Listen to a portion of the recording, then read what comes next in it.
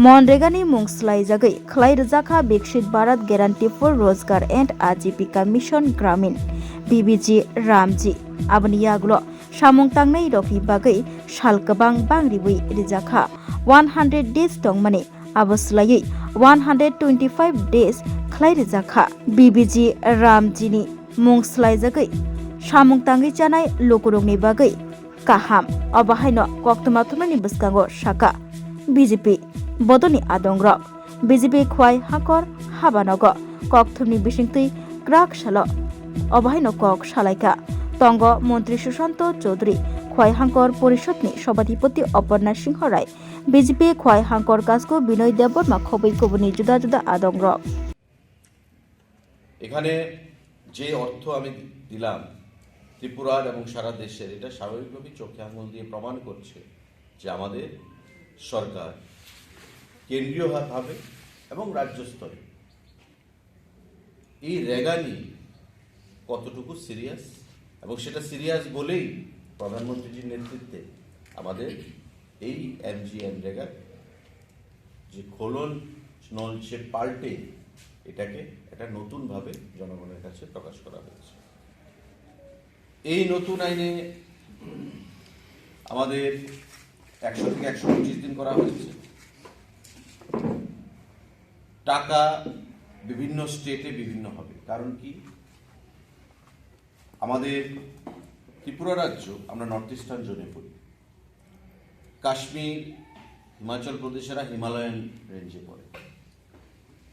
Himalayan states এবং north eastern জোনের জন্য 90:10 অর্থাৎ 90% অর্থ দেবে কেন্দ্রীয় সরকার, 10% অর্থ দেবে আমাদের রাজ্য সরকার। 10 টাকা দেবে রাজ্য সরকার, 90 টাকা দেবে কেন্দ্রীয় সরকার।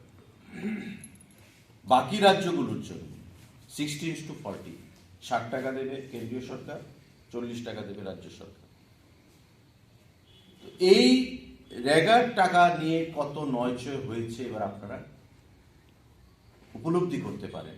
যেখানে 90:10 রেশিওতে বরাবর ত্রিপুরা রাজ্যের সরকার চলছে, নর্থ ইস্টার্ন জোনের সরকার চলছে, এই রেগার অর্থ নিয়ে কতটুকু নয়ছয় হয়েছে বিগত দিনগুলোতে ত্রিপুরা রাজ্যে সিপিআইএমের আমলে, সেটা সহজেই প্রমাণ করা যায়। আমরা যদি 5 বছরের একটা হিসাব দিই, প্রতি বছর ইউপিএ গভর্নমেন্টের সময় যখন রেগা এসছে, বাজেট কত হতো রেগা নিয়ে সারা দেশের জন্য? কখনো 32,000 কোটি, কখনো 33,000 কোটি, মানে এক বছরে বাজেট। কারণ বাজেট তো এক বছরেরই হয়। কখনো 32,000 কোটি, কখনো 33,000 কোটি, কখনো 34,000 কোটি, কখনো 35,000 কোটি, মানে বছরে বছরে 500 বা 1000 কোটি সেখানে বৃদ্ধি পেত। আমাদের সরকার গঠিত হওয়ার পর 2014 থেকে